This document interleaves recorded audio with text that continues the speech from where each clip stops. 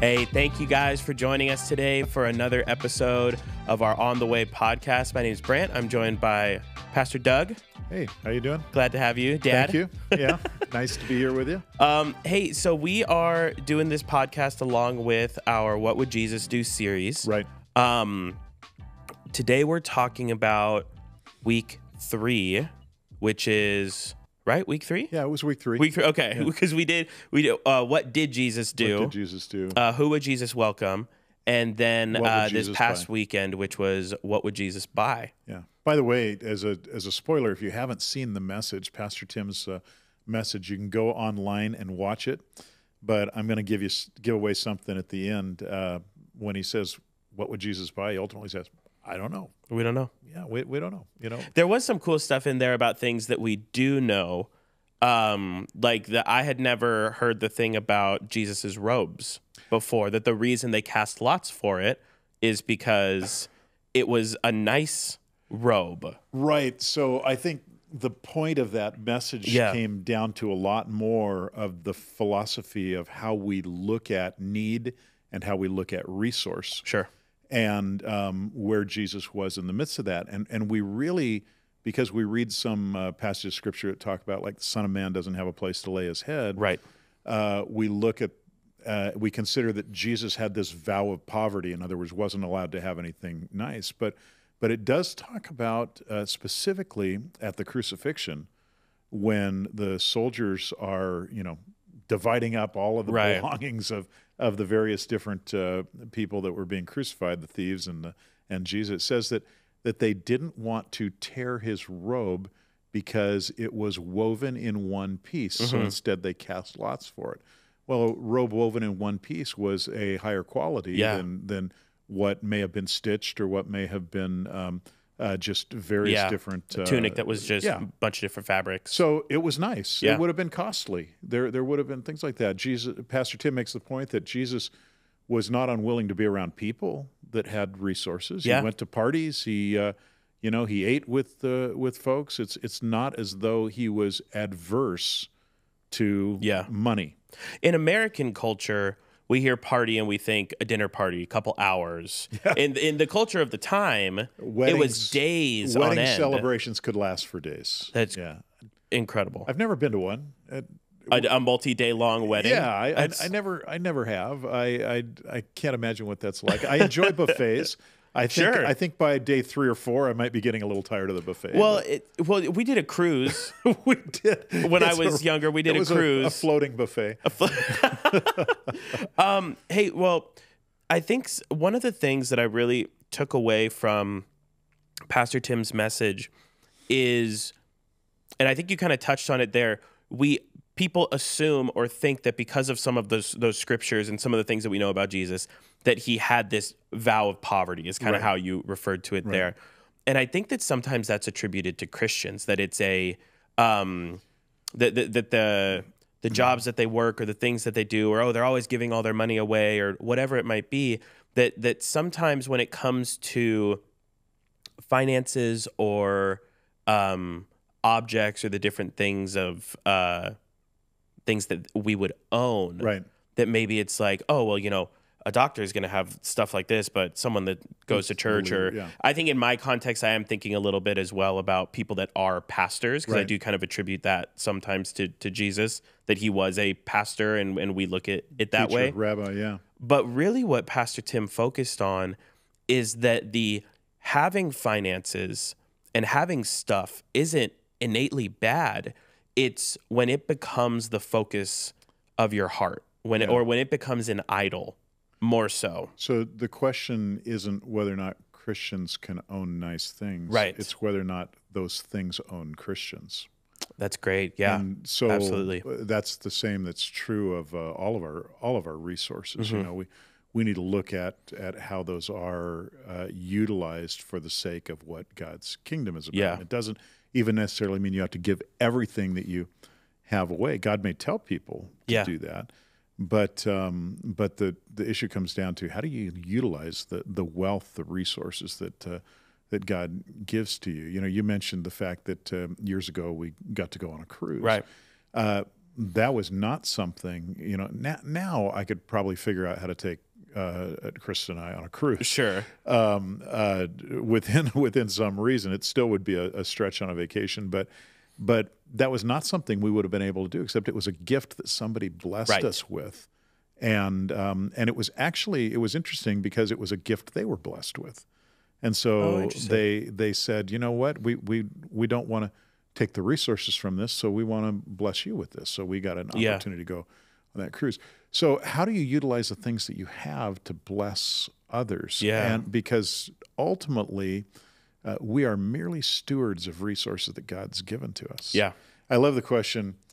Pastor Tim asked, "What would Jesus buy?" And one of the guys in the front row, he's one of my friends. Ed, he says he'd buy tools, and it's like that happens to be a guy that I get together with, and we work using tools because I like doing things with my hands. And it happens to I be on have brand tools because Jesus was raised a carpenter. He was. I'm going to guess Jesus would have bought. He probably some had tools. some planers or chisels or stuff like that. I would imagine. I'm guessing some of these places he went. If the door was squeaky, he'd fix it, and he'd know how to use those tools. But it's interesting because I think we all have this idea of what would Jesus buy based upon where our own values are and our own priorities. Sure. And I'll give you a story about people thinking maybe Christians shouldn't have nice things. A number of years ago, about 17 years ago, actually, 17 or 18 years ago, I had asked a really good friend of mine who was far wealthier than I was at the time. I had an opportunity to buy a car that I was really interested in, and I was able to get a great deal on it. But I asked him, I said, how do you think people would feel if a pastor drove that car? In fact, I'll even tell you the deal. The deal was $3,600. Okay. And that's what the car was going to cost. What was the car? The car was a 1990 Jaguar. And a friend of mine that had been an actor in the congregation had owned this for many years, since new. And he said to me, at one point, he said, maybe you could buy this from me someday. And I went and talked to this other friend that was far wealthier than I, that went to the church. I said, how do you think people would feel if I was driving that car? He said, I don't think you should do it. And he said, I think people would have a problem with it. And I respect his position, and I actually didn't do anything until 2 years later. This other friend that owned the car called me and he said, "Hey, Doug, I'm getting ready to sell this car. Do you want it?" I said, "How much do you want for it?" He said, $3,600. I said, "I'll be there at 3:00." Sure. And I bought it. I love that car. Yeah. In fact, I drove that car for several years, and then I think you drove that car for several is that years. That was the one gray Jag? that you drove, and I bought another one just like it, which I was able to get for $3,000. Right. And I bought another one just like it, and I drove that for years until your younger brother needed a car to drive in. I gave that one to him, and I bought another one. Your YouTube video is not skipping. He bought 3 of the same car. I did. Because you needed a couple of them to maintain one of them because they're old Jags. That's not totally true. But what it really came down to is I had a conversation. We were, by the time I bought that first one, we were at another church that we had started. It was an offshoot, a plant from Church on the Way. And I talked to one of our church council there, and he said, "Pastor," he goes, "what you're talking about doing, buying a car for $3,600 that's, at that time it was 20 years old." He said, "That's exactly how we teach in our financial management classes for people to be responsible in the midst of their spending."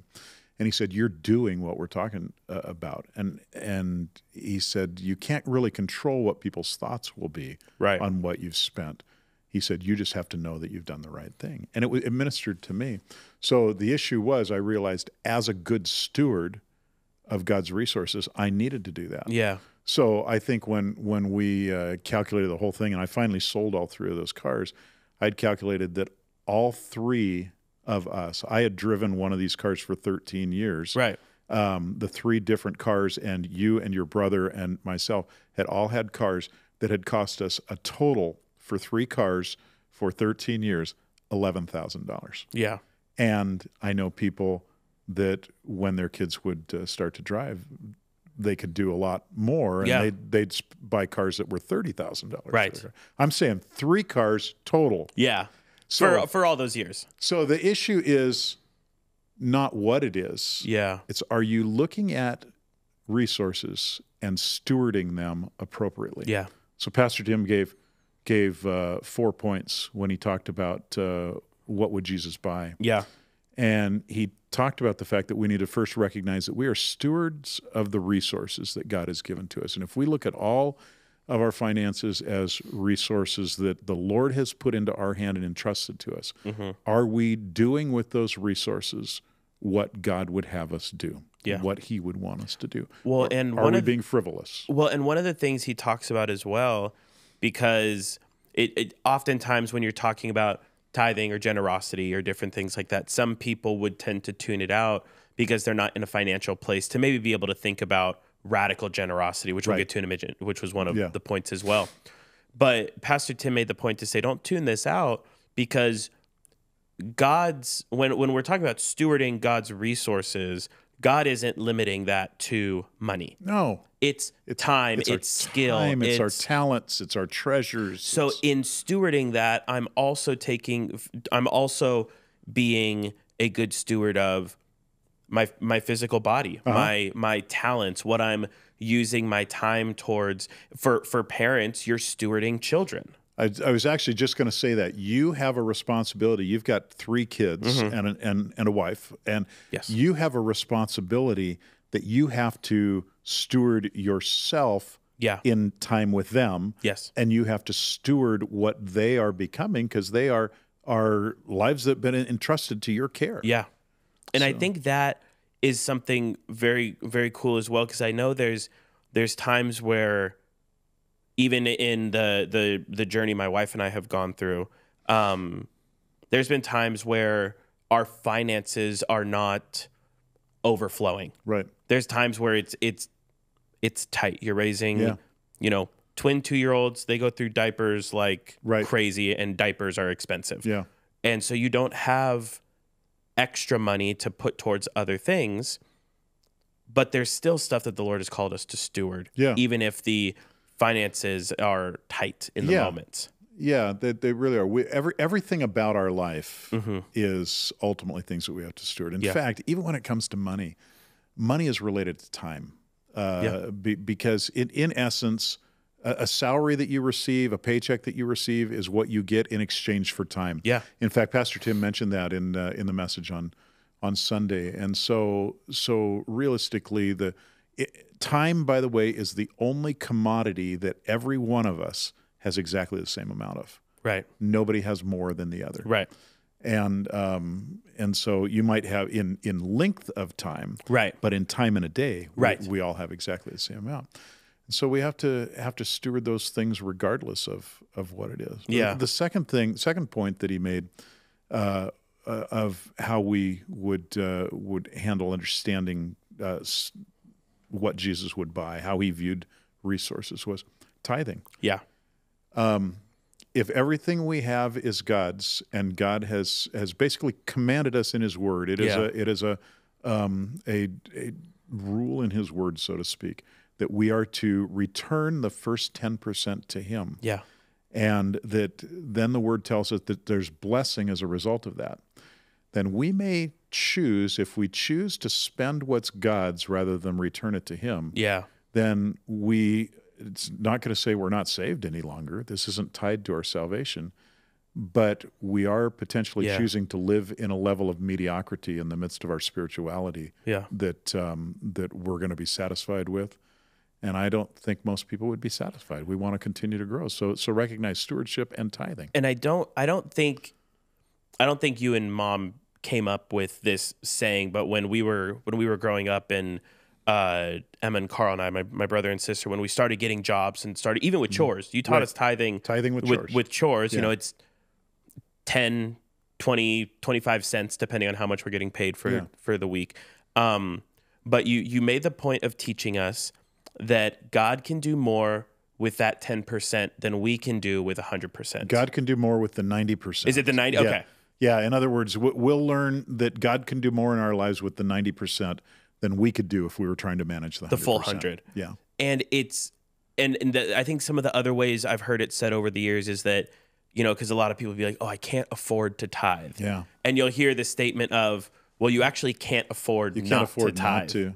And it's very interesting to now be, because when you're asking me to give away 10% as a 10-year-old on the money that I just earned for doing yard work and all these different things, that's really hard. I know. But now being years down the road and realizing the way the blessing does come back, you're like, man, why was that ever hard? Why was that hard? And I've heard over and over again, I can't afford to tithe. I've heard people say that. And frankly, if we're trying to control or manage that money, we aren't going to ever be able to afford. It's where we have to make the decision to say that comes off the top. That's God's, and that's part of stewarding. The next point there that Pastor Tim makes, which I actually think is something that it's huge. It's huge, but I also think that there is sometimes confusion there because he talks about radical generosity next, but I also think that radical generosity, that's the offering. When you look at it, that's the offering, which is above the tithe. And I think sometimes people look at their tithe as, oh, today my tithe is going to go to missions, or today my tithe is going to go here. Yeah. The tithe is something that kind of is always directed in one place and never is supposed to move. And we give it to God and allow those whom God has established to manage that. Yeah. But when it comes to radical generosity, that's us giving to those things that are burdens toward us. So we don't stop and take our tithe and give it to something else because we've got a burden toward that. We give above and beyond the tithe. But generosity is a place of generosity of spirit. Yeah. It's when inside of us we want to do things that help. It's generosity. Radical generosity comes down to how we spend our time. Yeah. Do you go and help a neighbor when a neighbor's in need? Do you do things for family that maybe are inconvenient to you, but you give of that time? It's how you think about things.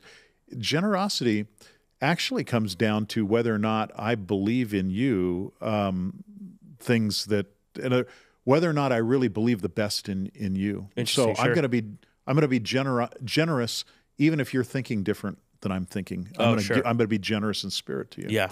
And I think that Jesus ends up talking about so much that money is related to life. Yeah. And he only uses the illustration of money so much because of the fact it's something that every one of us can relate to. Yeah. So he mentions stewardship and tithing and radical generosity. And then the last one is that we are blessed to be a blessing. We're blessed to be a blessing. You're not blessed just so you can be blessed. Yeah. You're blessed so that blessing can continue and move on. Like I mentioned about that cruise. Right. Went to. It's like, what are the places God's blessed you, and how might that be a blessing to others? I'll tell you a story that we learned, and I don't remember if this happened before you were born or not, but we were given a dining room table, and we had a nice dining room table, but somebody gave us one that was nicer. It was larger. We needed one larger, and we really liked it. But now we had this extra dining room table that we had to get rid of, and so I remember telling my father-in-law, I said, I think I'm going to sell it. I'm going to put it on. At that time, I think it was called the Recycler.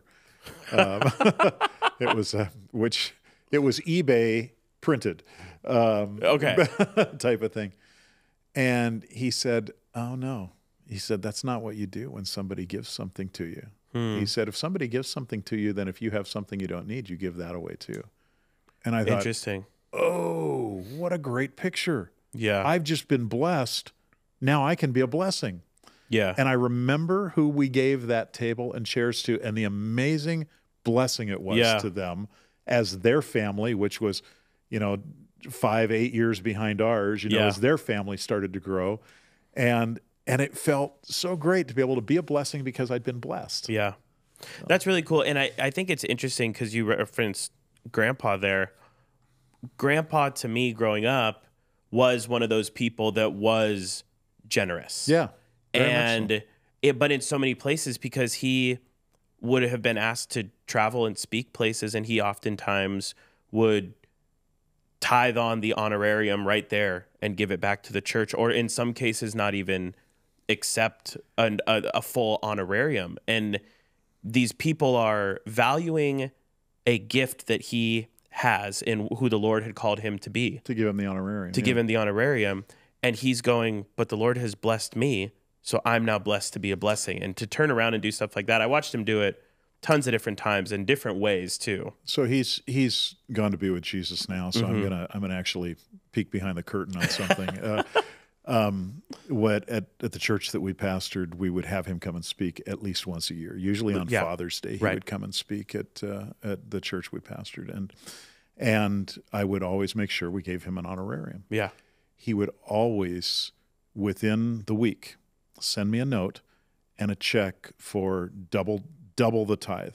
In other words, he would give 20% back to that church, and usually with an explanation. Thank you for blessing me. He said, in all of these cases, I want to double the tithe back to the church. And I think that was a principle to him every time he received an That's very honorarium cool. at places.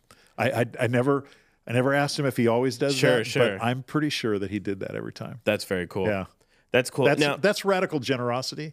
That's blessed to be a blessing. Yeah. Now you would run into people that would maybe say, "Oh, it's easy to be generous when you have overflow."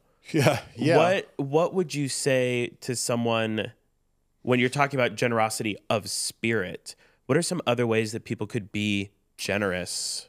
Well, I think generous in heart, like I mentioned, even if you think differently than I think, or you do things differently, that I'm still going to love and care about you. Generous in our time, that we're willing to help other people and do the things that other people need.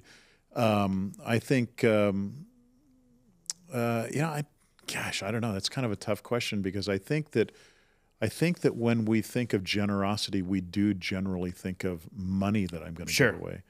But what are things that you could do for other people? What about the times when your wife has had babies? The generosity of people coming and bringing a meal to you. Yeah. That was huge. They took the time. It's not necessarily an enormous expense, but they took the time and some expense to make some food, a casserole or whatever, and bring it over to you. And just the meaning of what that is. I just, moments before we began here, I got a text from someone that was saying, it's right around lunchtime right now. Yeah. Somebody was said, "Hey, I'm coming into the church. Could I bring you lunch?" Oh, very nice. And I mean, that was just a little generous act, and I'd have paid them for what they bring, but they were willing to stop and do something. And I said no, by the way, but I said I'm fine, thanks. And then I think one of the other big points of the message, and we'll wrap up with this thought. Because the analogy Pastor Tim was kind of using was the check engine light, or a dashboard light coming on. As it pertains to dealing with, realistically, what he was getting into is when the desire for finances or stuff or things becomes paramount to our desire to seek after Jesus. So we're making money into an idol or greed or something like that. What are the places where? What are the places to be watching for? What can we be watching in our own heart to make sure that, because it's not bad to be financially stable, how do we make sure that doesn't click over into the greed aspect? So there's an Old Testament principle on this in the Ten Commandments: don't covet. Okay, covet is wanting something that somebody else has. I think when our minds become consumed with things, I have to have that, or I'm upset that they have that and I don't have that. That's an area where covetousness comes in. Interesting. In fact, the Bible uses the term, you cannot serve both God and money, is how it's often translated, but it's really mammon is what's there. Money is not evil. Money is, we say money is the root of all evil. It's the love of money that's the root of all evil. And that love of money is the demonic spirit of mammon, which controls people. And one of the ways to resolve that is by giving. In fact, one of my One of very influential mentors in my life, Pastor Dennis Easter, used to say, the sure cure for greed is generosity. Interesting. He said, so if you give, it will be something that really helps fight back that area of greed. Well, the issue is, the Bible says, where your treasure is, there your heart will be also. It does not say you invest your money where your heart is. Okay. It says you invest your treasure and your heart begins to follow. Interesting. So all of that to say, if we look at things to where we've got to have what somebody else has, or we find that we've got to continue to amass more, or we find that that I want something at the expense of someone else or something else, then we need to turn and say, Jesus, how do you I need healing from that. I need deliverance from that, because that's where mammon starts to take control of our life. Interesting, yeah. And that becomes the love of those possessions. Yeah. And frankly, we live open-handed. Very well-to-do woman that I knew, had a chance to work with for a number of years, and I really respect her. She said once to me, she goes, I've been greatly blessed. She goes, but I've also lived with, I've lived from day to day in the past. She said, so I've lived on both sides of this. Right. She said, and I'm not afraid to be poor. She said, I've lived in that and I learned how to do that. She said, right now I'm living in a point of blessing, but it wasn't a thing for her. There was not that fear. So maybe sometimes we have a fear of not having. Sure. And so we strive after it, and it begins to occupy all our time, and it draws us away from Jesus. What a great thought, though, that if